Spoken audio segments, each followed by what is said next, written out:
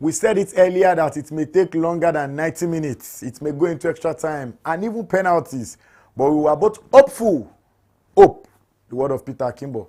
And remember, I said, yes, we can. Hopeful that the Super Eagles of Nigeria are going to do the job and move into the finals that's going to happen on Sunday, the 16th day of November, 2025. And yes, indeed, they did the job, even though it looked like it was going to be another Nigerian football mathematics. Because we got the first goal thanks to Akko Adams. Bigger thanks to the defense of Gabon that provided an easy opportunity, or so it seemed, for Akko Adams to cut and tap into the net. And when we thought the game was going to end in that fashion, in about 87, 86 minutes, there was an opportunity for Gabon, courtesy of a friendly foe. Yes, to Victor Osimhen is a friendly foe because Mario Lemina Jr. is his teammate at Galatasaray. And then somehow they found a way to get a goal past our goalkeeper Nwabali. 1-1 and went into extra time. Of course, Victor Osimhen had chances to score. In the 12-minute extra time after 90 minutes, he had a wonderful chance that everyone in Nigeria thought was going to be a sweet goal. Guess what? Somehow, he couldn't convert. We went into extra time. 1-0 became 2-1, became 3-1, and became 4-1. Victor Osimhen, who missed two great opportunities, scored two wonderful goals. And of course, Ejuke of Sevilla also scored his own goal. Well, for the Sevilla admin on Twitter, it's a great day. Victor Akimbo is still here with me. Peter Akimbo, oh my goodness. Victor Osimhen, oh my goodness. Hello, Peter Akimbo is still here with me. Peter, how did you see the game? Yeah, well, we controlled the first half. We had a dominant first half, but no goal. And in the second half, we got that goal, and we were like, okay, yes, job done. Covers have been made. People were already making their plans and all. Then, obviously, the moment of craziness with our defense as well, just like Gabon had their own opportunity. Was he exactly? It wasn't a giveaway. He was trying to edge the ball. It wasn't a giveaway. He was trying to edge the ball. It wasn't also a tactical play by Gabon, because it was a chance that came from nowhere. They could have not had that chance. So, but yeah, they got the equalizer. And then in the second half, we saw what we expected from Eric Chell. Changing up his lineup. He has seen that he had planned for a defensive game after Akadam scored that goal, and he wanted to go to keep the game at 1-0 if he can get another goal. But then obviously they got the equalizer. He changed his team again, created more chances as well, tried to go more attacking, and obviously Benjamin Frederick, wonderful player in defense and also in offense, going up front, gliding and creating a chance for Victor Osimhen to get his goal, which gave us the 3-1, and the confidence came in. And then the Super Eagles now started going on. You could see the confidence in the player. Indeed. Once they go up, you could see the confidence in the player. In the D as well, you would see players all being offensive, all creating. They were showing that they were the Super Eagles that they should be, which is what I've always been saying about Super Eagles in Africa. In African football, there should only be 2 or 3 teams that should be making Super Eagles struggle for goals. Super Eagles should... Yes, everybody is a team, they should respect them, honor them, but these are teams that are far below you in FIFA rankings for a reason. You should win your games. Win your games, and indeed, they did win their game today. Even though it was a little dicey, a little crazy, but somehow we were able to go past the Gabonese. An unfortunate one for Pierre-Emerick Aubameyang, because the man would definitely not. I don't think he's going to have another opportunity of going to the World Cup, because after the 2026 World Cup comes the 2030 World Cup. I don't think he's going to be there in 2030. But for the Super Eagles of Nigeria, it's congratulations. By 8 p.m., which is past now, DR Congo will be coming up against Cameroon, and Nigeria will be waiting for whoever comes out of that battle alive in the finals of the African World Cup qualifiers.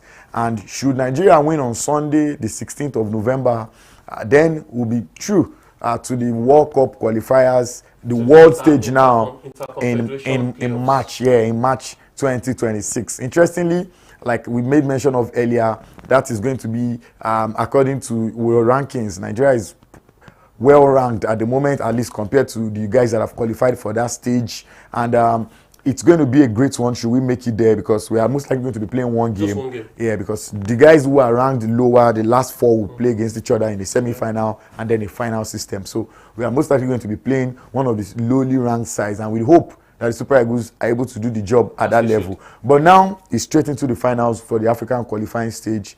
And DRC or Cameroon, we should be praying for. I mean, I think most Nigerians want DRC. No disrespect to DRC, but most Nigerians want DRC.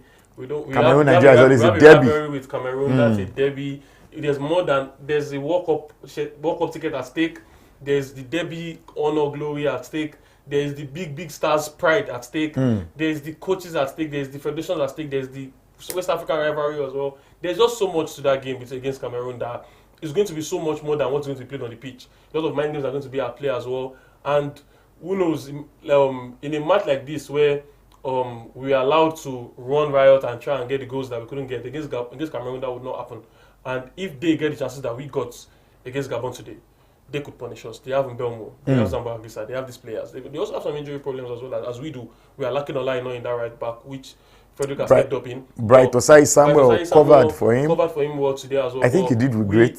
He covered well for him today, but we cannot compare some. Of course, I don't think we can compare. So I think that Cameroon as well also have these stars, and I think that we would obviously we would rather not be playing all these games at all.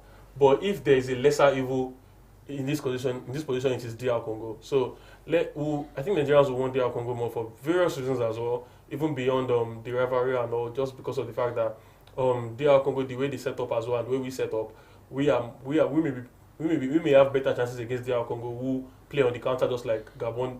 And look at how we played today. A team that lets us hold the ball, we will have a good chance. But it seems like Cameroon that also wants to take that ball away from us and also wants to control the game, the tempo. It's going to be very difficult with the Super Eagles. All right, so you could hear Peter. Peter is tipping, or he prefers DR Congo over Cameroon. Like I said earlier when we were going to play this game, I don't want anything. But you can hear that Shegun lost his voice. Make it. You can hear that. This is the stress of the day. I've been stressed all day. Shegun's voice was better than I've been stressed all day. Okay, I've been stressed all day, so I guess that's why I'm having this kind of a voice. But to be very honest, I just want us to make it to match make it past anybody and straight to the World Cup, because Nigeria, a team like the Super Eagles of Nigeria, should not be in this race. This is a race that I think FIFA prepared for small boys to be able to for the Gabons to be able to make it to the World Cup. You know, let's also get the guys that, you know. Thanks for working hard. Thanks for working hard, qualifying phase. You play more games. Thanks for working hard. I mean, if you can run the race. I mean, you deserve to be at the World Cup, not for the big boys to be bullying the door against the small boys. And that's, I think, what I think the Super Eagles is doing. And then it's now so bad now that we're even scared that you're facing one of these small boys. I mean, the small boys in football, anything can happen. Anybody can mess you up. So for me, go past Gabon, we thank God. Go past whoever comes on Sunday, we thank God. Get to match, go past whoever is going to come and face us, we thank God. And let's move to the World Cup. Congratulations as well to Coach Eric Chelle. He has not lost a game for the main Super Eagles. I'm not talking about the Chan. I'm talking about the Super Eagles of Nigeria. He got a dying Super Eagles qualifying race, and somehow was able to help us up to leap into this African qualifying playoffs. And he has gone past the first stage. I mean, words of encouragement for the manager. Yeah, I think he has done really, really well. No, most people didn't predict this. Most people didn't give him any chance. Because obviously, when he was appointed, everyone was sharing around that meme of him being water being poured on his head with Mali. But look at him now. He has proven himself that he has the tactical side. He can make those subs. He can take those risks. People were like, why would you take off your attacker and have only Osimhen be running around? Look at Osimhen missing chances. You move Osimhen early in the extra time and put somebody else. But he trusted his man, trusted his number one, the person that got him a hat-trick against Benin. Let him keep on. And the guy got a brace today. Kept the game comfortable. Trusted Benjamin Frederick as well, a 20-year-old player. Trusted him in that team. We have players all around. We have a starts with T. I can't remember. We have we have players all around. We have in the team at the moment. We have defenders all guys around. That we've not. All around that we're not calling up. Okay. But he called up Benjamin Frederick, trusted that boy, and that guy at 20. Solid at 20. Very solid. 20, very solid. Very solid. Not too tall, but so strong and so jumping, going forward as well. And I think that guy has been wonderful. And Eric Chelle as well. He has backed his men, backed his boys, backed this team. He knows when to he bench the captain of the team sometimes, and he plays sometimes, and he trusts his team, and he has gotten the results. So as long as he gets the team to the World Cup, Why not? And let's see how it does at the AFCON as well. After Sunday. Sunday is the most crucial thing. And let's see how it does at the AFCON. The biggest game in the world at the moment is the game that is Nigeria. going to be coming up on Sunday. DR Congo and Cameroon playing at the moment. Congratulations to both of them. Whoever makes it out alive will be facing Super Eagles of Nigeria. And yes, whatever team makes it to us in the finals, you know that they don't have not just 11 players on the pitch playing against them and the guys on the bench. You have 200 million Nigerians whose voice are loud and clear and strong enough to battle. But can those voices actually do battle? Well, maybe outside of the pitch.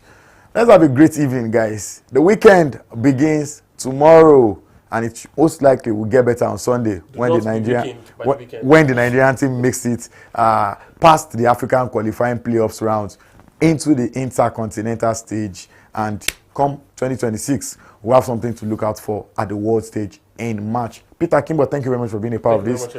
Thank you very much. The biggest thanks belongs to you, our viewers. Like I always say, we are here because you are there. Congratulations, Super Eagles of Nigeria. Congratulations, Nigerians. God bless you guys.